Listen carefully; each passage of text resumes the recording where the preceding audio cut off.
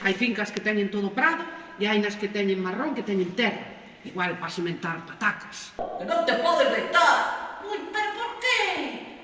Porque esta terra toda é miña. Que dices? Sí, todas. Alá, esta tamén? Sí. Esta tamén? Que sí. A que non vexo? Sí. Eu podo prestarche unha terra. Ti traballas e logo darme parte da colleita. Que te parece?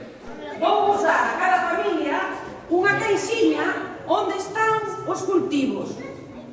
El vai levar todo o que nace debaixo da terra. Que vamos a plantar? E vengo, señor! Xa vai. Levo as cenoiras e as cebolas. E a ver aquí, tamén cebolas e cenoiras miñas. Vai levar o arriba.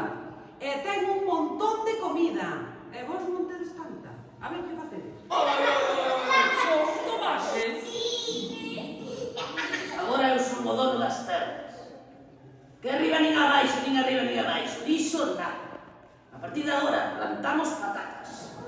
Son de verdade, mira que boas. Vamos a repartir a colleita. Veña, pona, mira que grande. Hai familias que non teñen unha pataca na leira. E que pasou? Las vamos a compartir. Ai, sí. Sí. Entón son de todos. Sí. Pois vou me levar eu 10 e vos unha. No. Pero a terra é miña. Da igual. Como que dá igual? Quen traballa nas fincas? Nosotros. Entón a terra de quen é? Nosotros. A terra é nosa. A terra é nosa. A terra é nosa. Que a terra é vosa, que di que non. Que a terra é súa. Pero que podedes ya comprar se queredes e tedes carro. No. Non. Mi madriña, sabedes a que levaron presa?